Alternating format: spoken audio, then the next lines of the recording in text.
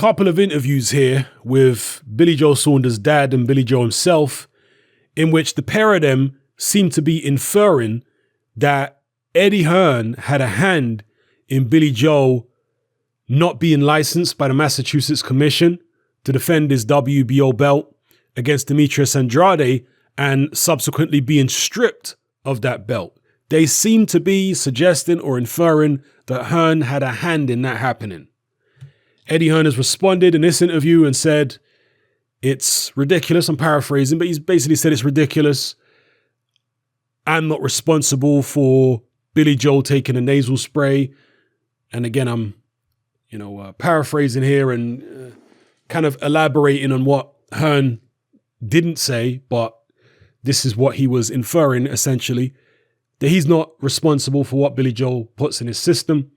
Billy Joe signed up for VADA testing and he violated the rules of VADA, and he was privy. This is one thing we know for a fact. He was privy to the VADA rules. He was privy to the banned list, which VADA have. He would have had a copy of it when he signed up to VADA testing, when he signed that VADA contract. So this is Eddie Hearn's response. Like, how can you blame me for something you took? You should have been more diligent in reading the list, making sure that whatever you were taking wasn't on that list. Okay, that's Eddie Hearn's response.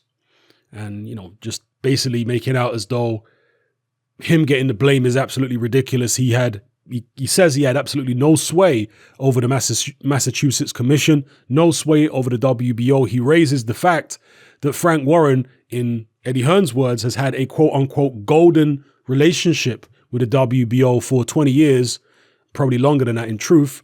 So it's a bit ridiculous for people to then turn around and accuse Eddie Hearn of somehow having this sway over the WBO and getting Billy Joe stripped when, Warren has been so close to the WBO for so long.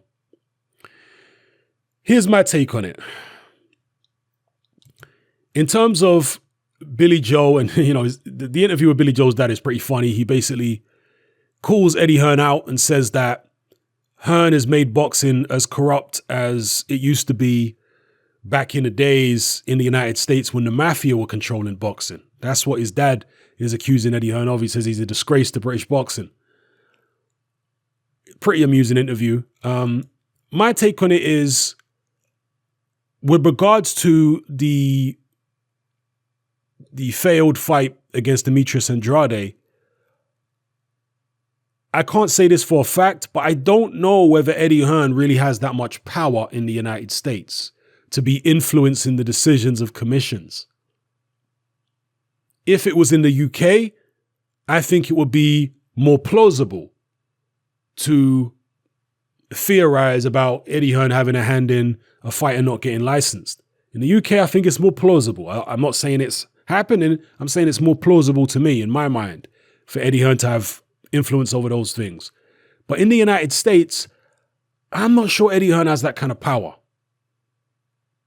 Does he have that kind of power over the WBO? Potentially. I mean, these sanctioning bodies, you have to imagine their loyalty can be bought or their loyalty can be influenced to a certain extent.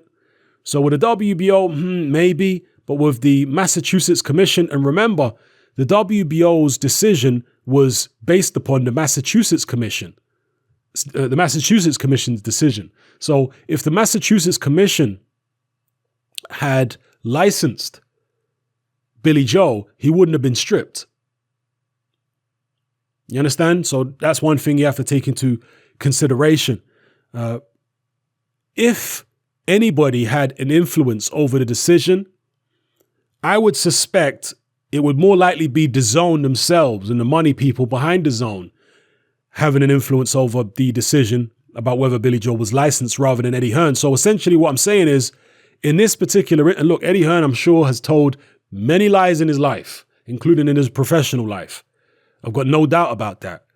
But in this particular instance, I don't dismiss the possibility that Eddie Hearn is telling the truth when he says that he had no conversations with the Massachusetts Commission and no direct influence over their decision. To me, he may well be telling the truth, But that doesn't mean that the people above him, and believe you me, DAZN, they're above Eddie Hearn. The person behind DAZN, go look him up, is a billionaire, okay? A multi-billionaire as far as I'm aware. A very, very powerful international businessman, way above the level of Eddie and his dad Barry. Somebody like that who is trying to make inroads in the United States in the world of sports broadcasting, an organization backed by him, they might have sway over a commission. I can't say that for sure. I don't want them to sue me. I'm just theorizing here. They might have sway over a commission. They're trying to build stars on their platform. So Eddie Hearn, in previous interviews about DAZN, particularly before their launch, he, in one of the interviews, basically admitted that he doesn't really have much to do with the day-to-day running of DAZN at all. He's just a mouthpiece, an ambassador for DAZN. But in terms of the internal workings of that organization, he has literally nothing to do with it, or virtually nothing to do with it at all. He's just someone they wheel out to talk and promote, but he doesn't have much influence over the way the company is run at all. So, yeah, were DAZN talking to the Massachusetts Commission? Did they have certain conversations with certain people in the Massachusetts local government? Local boxing board? I don't know. But if there was influence from Andrade's side, I would suspect it would probably come from DAZN rather than from Eddie Hearn. I suspect Eddie Hearn doesn't have that kind of power in the United States at this point. Okay, so that's what I'll say about that. I'm not going to dismiss the possibility that Billy Joe wasn't given the benefit of the doubt because somebody in a position of influence on the Andrade side wanted an easy touch with Andrade fighting Katundokwa rather than Billy Joe. I'm not going to dismiss that as a possibility. Perhaps it's not the case. Perhaps Billy Joe was just, or his team were incompetent, and it was always going to happen. If you take something like that, the Massachusetts Commission, regardless of who was promoting Billy Joe, regardless of who was promoting Andrade, would have ruled the same way. Perhaps that is the case. Perhaps there is no conspiracy here. Perhaps there is no influence of the Massachusetts Commission or the WBO. I'm also open to that possibility. But I would be very naive to sit here and act like there is no way in hell that you don't have these situations in boxing. Where promoters or television networks, powerful people have sway over what decisions are made by sanctioning bodies or local boxing commissions. I'd be very naive to believe that. I think anybody else would be. But it's whether or not that has happened in this particular situation. But at the end of the day, if you are a fighter, this is why you have to be so diligent. Because if you're in a situation where, even though you're the champion, you're kind of the B-side in a way because you've lost the purse bid and you're now at the mercy of the other promoter and the other team, you have to be extra diligent in a situation like that. You have to make sure that you cross all the T's and dot all the I's, that you have someone read over the VADA banned list 100 times over to make sure that every single thing you're putting on your body is not on that list.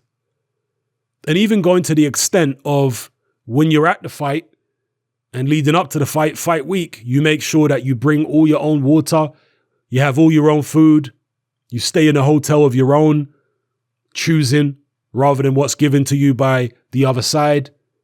You have to take all these precautions. So that's what I'll say in general. And once you take all the precautions necessary, you don't have nothing to worry about. You've only got something to worry about if you leave yourself open and vulnerable by not doing your due diligence, which is what Billy Joe didn't do. So again, I don't know. I mean, look, what we know for a fact is that the nasal spray was on the VADA ban list. That's what we know for a fact, and he did sign up to VADA testing. But had this been a Frank Warren promotion in the United States, would he have got the benefit of the doubt? Potentially, who knows? Okay, that's, I guess, what we're theorizing about here. If he was in a position where it was his promoter controlling that show, would he have got the benefit of the doubt about the nasal spray? Would the show still have gone on? So let me know what you guys think in the comment section below.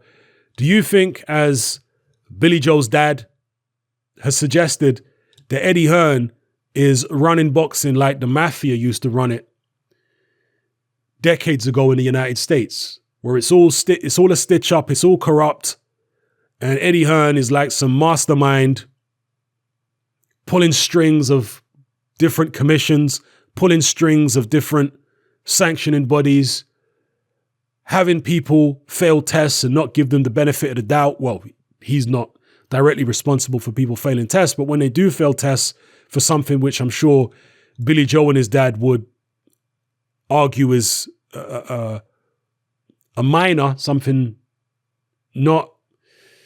it's not a steroid or anything like that, is it? Or is it? I mean, you tell me. But it's not something like injecting steroids into yourself or so on and so forth. They basically are arguing that he should have got the benefit of the doubt for this. So is Eddie Hearn responsible for that not happening? Is he some kind of Svengali figure in the world of boxing? You let me know what you think in the comment section below. Again, I would be very naive to believe that that kind of thing doesn't go on in boxing, because it has gone on in boxing historically, and I believe it still does now.